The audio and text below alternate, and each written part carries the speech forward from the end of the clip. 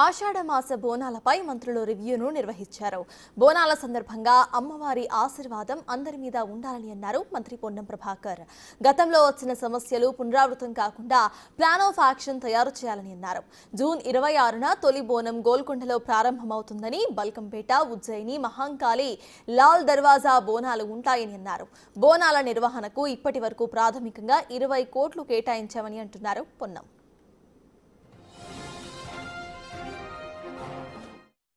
హైదరాబాద్లో ఈరోజు నేను గౌరవ కొండా సురేఖ గారు ఏదో కొత్తగా రివ్యూ చేస్తుంది కాదు, ఇక్కడ ఒక already organised plan of network action ఉంటుంది. ఇక్కడ మనం దాన్ని ఒకసారి రివ్యూ చేసుకొని మనం అందరం మరొకసారి రిఫ్రెష్ అయ్యే విధంగా వాటి డ్యూటీస్ని మళ్ళీ మనం ప్రిపేర్ చేసుకుంటాం. 2024 యాక్షన్ ప్లాన్ 2025కు ప్రిపరేషన్ చేసుకొని ఎక్కడ కూడా ఏమి తక్కువలు ఎక్కువలు ఉండే, పోయినసారి ఏం ప్రాబ్లం ఫేస్ చేసినాము, ఎగ్జిక్యూషన్లా పబ్లిక్ ఎక్కడన్నా ఇన్కన్వీనియన్స్ అయిందా అనేటువంటి అంశాలనే మనం జనరల్గా చర్చించుకుంటాం.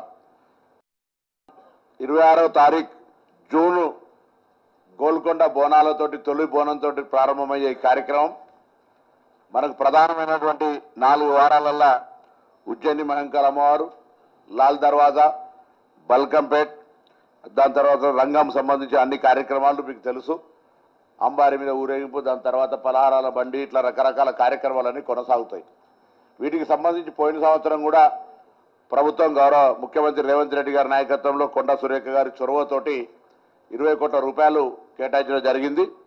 ఇప్పుడు కూడా ప్రిలిమినరీగా 20 crores రూపాయలు ఇచ్చినా మరి మంత్రి గారు ఇంకా, ఎందుకంటే పోయినసారి కొన్ని నూతన దేవాలయాలను ఇంక్లూడ్ చేసుకున్నాం కాబట్టి మనం కొంత ఇబ్బంది పరిస్థితి ఉండే. ఇప్పుడు మళ్ళీ కంపల్సరీ మనం మ్యాండేటరీగా 10% ఇంక్రీజ్ చేయాల్సినటువంటి అది ఉంది. కాబట్టి సంబంధించిన చెక్స్ కానీ, ప్రిపరేషన్ కానీ, డిస్ట్రిబ్యూషన్ బిఫోర్ బోనాలకు సంబంధించి, ఎందుకంటే ఉత్సవాలు అయిన తర్వాత ఇస్తే లాభం లేదు కాబట్టి వాటికి సంబంధించిన ప్రిపరేషన్ రెవెన్యూ పరంగా కానీ ఎండోమెంట్ కోఆర్డినేషన్ తోటి ముందుగా కార్యక్రమాన్ని వెంటనే plan of action, endowment and revenue ఇద్దరు కలిపి మిగతా వారి సహకారం తీసుకొని ఆ యొక్క కార్యక్రమం చేయాలని సందర్భంగా కోరుతా ఉన్నాం.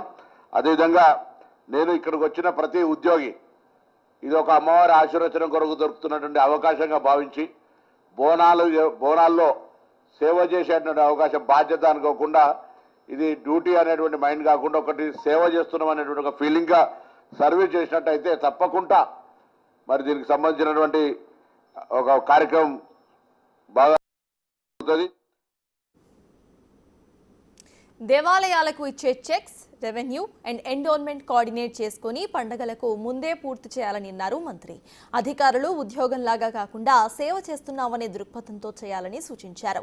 GHMC sanitation, revenue barricades, lighting, water facility, control rooms ద్వారా అధికారులు ఎప్పటికప్పుడు పర్యవేక్షణ చేయాలని మంత్రులు సూచించారు.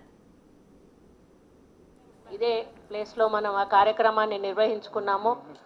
చాలా పెద్ద ఎత్తున బోనాలను కూడా ఎటువంటి ఇబ్బంది లేకుండా కూడా మనం జరుపుకున్నాము. 1-2 చోట్ల చిన్న చిన్న ఇష్యూస్ తప్పితే ఎక్కడా కూడా భక్తులకు ఇబ్బంది కాకుండా మనం కార్యక్రమాలు చేశాము.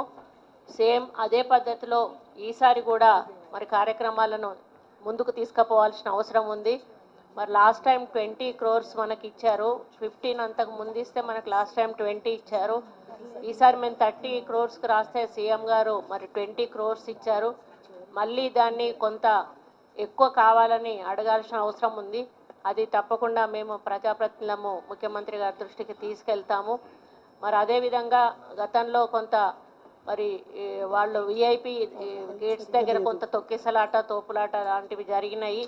అలా జరగకుండా కొంచెం ముందట ఎక్కువగా స్పేస్ పెట్టుకొని మరి గతంలో జరిగినట్టు జరగకుండా చూసుకోవాల్సిన అవసరం కూడా ఉంది. అదేవిధంగా మరి ఎవరైతే జోగినీలు ఉన్నారో వాళ్లకు ఒక ప్రత్యేక వే అనేది ఏర్పాటు చేయాలనేది వాళ్ళ యొక్క డిమాండ్ ఉండే. మనం లాస్ట్ టైం చేసినా కూడా ఏదో ఒకరితోటి కొంత డిస్టర్బెన్స్ జరిగింది. అది కూడా జరగకుండా ఈసారి సాఫీగా ఈ యొక్క బోనాలు ముందుకు తీసుకుపోవాల్సిన బాధ్యత మన అందరి మీద కూడా ఉంది. కాబట్టి ఏదైతే షెడ్యూల్ ఇప్పుడు సెక్రటరీ గారు చదివారో ఆ షెడ్యూల్ ప్రకారము మరి అంగరంగ వైభవంగా ప్రతిసారి కూడా మరి ఏదో ఒక చిన్న చిన్న సమస్యలు వస్తూ ఉంటాయి. దయచేసి అటువంటి ఏమన్నా ఉంటే అధికారులు మరి సంయానంతో, ఎందుకు అనంటే మనకు తెలుసు ఆ రష్లో మనకు కొంత ఇరిటేషన్ వస్తూ ఉంటుంది, కొంత మనం కూడా అది మనుషులమే, కానీ ఆ సమయంలో కొంచెం సంయానం పాటించాల్సిన బాధ్యత వారి మీద కూడా ఉంది. ఎందుకంటే భక్తులను అంటే మాట్లాడేటప్పుడు కొంచెం గౌరవప్రదంగా మాట్లాడే, మెల్లగా దర్శనం చేపించి వాళ్ళకు ఎటువంటి ఇబ్బంది కాకుండా, వాళ్ళకి ఏంటంటే వస్తే ప్రశాంతంగా దేవుడి దర్శనం కావాలి, ప్రశాంతంగా వెళ్ళిపోవాలి. ఏదైనా చిన్న చిరాకు జరిగినా కూడా వాళ్ళకు ఆ దర్శనం అనేది చేసుకున్న వాళ్ళకు ఉండదు.